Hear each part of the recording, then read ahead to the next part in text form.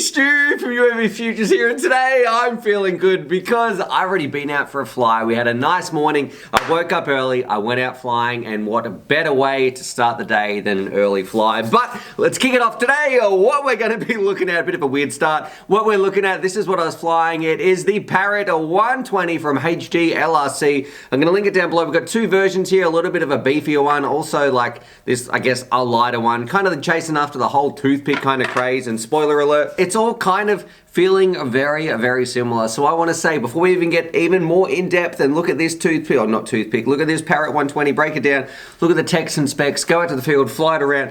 Let's just get one thing clear. No matter what toothpick you have, sailfly, lava, whatever some of the other things are out there, maybe you've got like a legit toothpick from the start, whatever it is, they're all going to fly pretty similar. It's all just on the tune and that sort of stuff. And if you're enjoying it, I want to say that is perfectly fine. Don't let anybody else tell you off because you've got a different version of them. Let's all keep it together. We're all excited about these little things. So let's kick it off, break it down, put it on the bench, look at the text and the specs, go have some fun out in the field, show you what it was like flying around this morning on that glorious day. So as an overview, let's get this in the roof cam from HGLRC. They make some amazing stuff. And I remember the Arrow was extremely popular, and also the XJB, I should say, is probably one of their all-time greatest hits. The XJB was an amazing 3-inch well before its time. Let's put this one on the sticks. They're back at it again with this tiny little craft. It's coming in at, that's why I got my egg cup so I can weigh this. Tear this off. We'll start a GoFundMe for Stuart. Let's get some better scales. The whole thing is coming in at about 60 grams. Let me get a battery.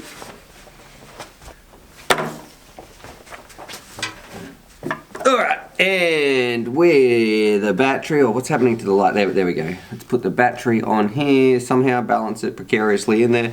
It's coming in at 84 grams, so look, it's a little bit heavier than some of the other ones by about 10 grams maybe that we're used to, but it's still well under the 100 gram mark. And the beauty about this one, you take it out of the box, you put the props on, go have some fun. You don't really need to do anything in terms of the setup, the modes, the tune, any of that sort of stuff. It just kind of works, which is a big plus if you're going to be building your own and trying to set it up. And for the price, I think around $100, it's almost not even worth it to be bothering to build your own. Well, that's how I feel. Anyway, so let's do it. Start at the outside in, have a look at the components. I've lost my pointer. I'm so unorganized today. Here we go. I've got a little, what did this race day call? I don't know. We've got this little pointer here. I should just keep it in the pot plant. But I also want to say, I used to have this amazing like UAVfutures chopstick.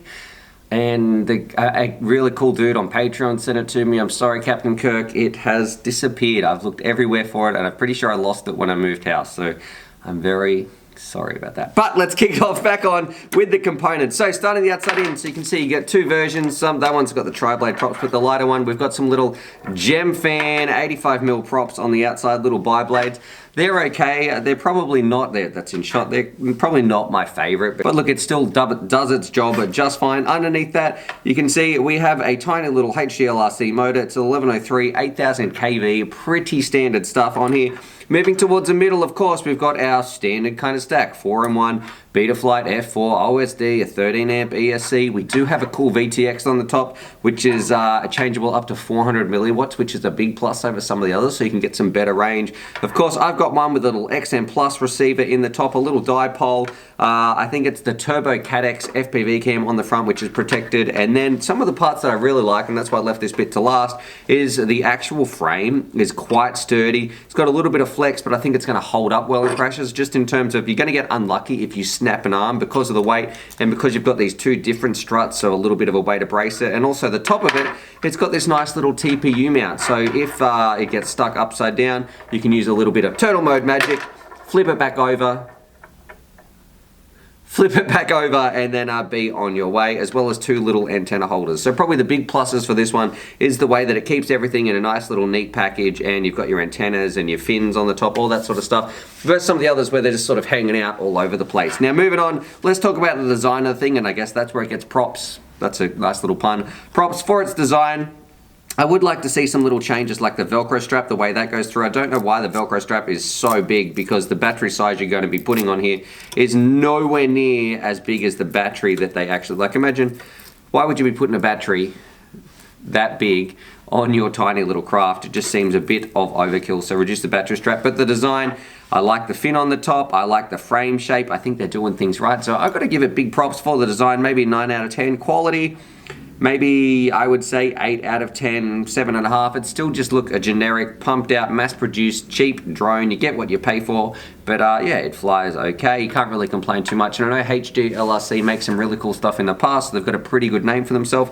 And then moving on to the pros and the cons before the fun stuff where we go out, rip it around. I'm going to say it's very light. It doesn't make too much noise. You're going to have a lot of fun with it. It works out of the box. It can do turtle mode. You've got a nice place for all your antennas with the TPU mounts and all that sort of stuff. And then it's made by HGLRC, so it should be lasting you a long time. Things I don't like, I would say cons are, well, I don't really like the Velcro strap, but that's a bit of an easy fix.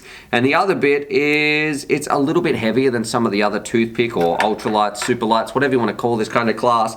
And also the flight experience is just, it's good, but it's not absolutely amazing. I was still getting a tiny little wobble, and that might be because of these props or something like that, but that's where I want you to make up your mind when we go out to the field, fly it around, and you'll see exactly what I'm talking about. But overall, that's it on the bench. The quick little sticky beak at the Parrot, a 120. Let's do it. Go have some fun, rip this thing around, and show you what it was like this morning with the beautiful weather in 3, 2, 1. Video out here in the field. It's a glorious day. Just me out here today. It's a little bit chilly. Also woke up early so I could come out for a fly before the weather sets in. Let's do it. Rip this thing around, show you some DVR, and just have some fun and enjoy the nice little respite in the weather. Rightio, let's do it. Okie dokie, here we go, on board. And does anyone else do this? They go to fly off and like, oh, am I actually recording? So this is, I didn't have my hands on the sticks. I'm pushing my goggle, making sure my DVR is recording. But here we go, on board. And we're going to talk about the flight experience, the colors, also the size of it, how and what that actually means. Because I almost lost this thing when I crashed it. It was, well, I guess landed it, I should say, with air quotation marks. It was coming in and it just ran out of battery because it did suck down the juice. And I was like, oh, I can't find it anymore. So it took me about 20 minutes to actually find it. And almost got stuck in the top of that tree as well. So definitely that's kind of a pro and a con. Yes, it's small and super light. You can rip this thing around anywhere, but it is going to make it more difficult to find if you lose it in a really grassy area or it goes down where there's a lot of trees around. It could be a little bit troublesome, but flying this thing around, the actual flight experience itself, I think, is a lot of fun. Now, the colors look brilliant. I really like the camera in here. The reception, I'm just going to say, is it's decent, pretty standard for sort of what you'd expect from one of these little micros. I don't know if there was a tiny bit of wobble if it's coming through in this DVR or not. It's not as smooth, I don't think, as the Lava, but it's still more than enough if you want to get one of these to rip around and just have a good time. And I also like that it can do turtle mode quite easily. Now, I don't know if I guess I might call it more floaty than the Lava, and that might be something due to these larger sort of thin props on there. It definitely did feel very zippy and like it had a lot of punch, but also on those full sort of punches you can see right here when you're trying to go, I guess, a little bit faster than usual. It felt a little bit shaky. Now, it was a fairly smooth day as well, so I wasn't getting too many issues. But yeah, overall, that was probably one thing I did notice. It was pretty good at doing power loops, and that's kind of where I decided I'd look, I might practice doing a few of those. And I still can't believe that you can do that nowadays with these tiny little craft that used to actually just be toys, and you think they're just going to be garbage, but these things now are full-fledged FPV experiences. So overall, I'm going to say, if you want to get one of these, pick it up. If you like the way that it looks, it's going to do turtle mode. It's probably going to hold up in crashes a little bit better. And your flight experience is going to be more than enough, especially for the price. But otherwise, if you want to get something HD, or there might be some different options out there. But anyway, I don't know. What do you guys think flying this thing around? I had a blast with it. It was just a pain that was getting stuck in the trees, and it would take me a little while to find it. It's kind of happy to get it back because it does make reviews a little bit tricky if you don't even have a drone to talk about. Rightio, so there it is. There's my review of the Parrot 120. What did you guys think about it? Drop your comments down below. For me, look, it was just, it was a nice quad to fly. It was amazing. I still really like the Lava flying that thing around, but look, maybe that's because we're using some different, bigger props. I did feel like there were just a few tiny little bobbles, but overall, you're still going to have a blast if you pick one of these up. You're not going to be disappointed in the slightest. It looks really cool. It can do some things the other ones can't, like turtle mode, all that sort of stuff. I like the frame design, the pod, the antenna mounts, all that part I think is probably going to push this thing over the line and make a lot of people prefer this style. But I don't know, what do you guys think? Drop your comments down below. Also, if you've got some experiences with HGLRC, or share some love for those guys, and what do you think about their name? My daughter calls it the dinosaur brand because it's got that little T-Rex on there. But anyway, hope you guys enjoyed that. I don't know why I shared that random bit of trivia. Subscribe for more FPV related content, and as always, happy flying. Little bonus tidbit too, it's called HGLRC because I met these dudes like about a year ago and I said, why why is it called HGLRC? And they said it's because it sounds like dragon or something in some translation in the way you say it over there. I could be wrong, but...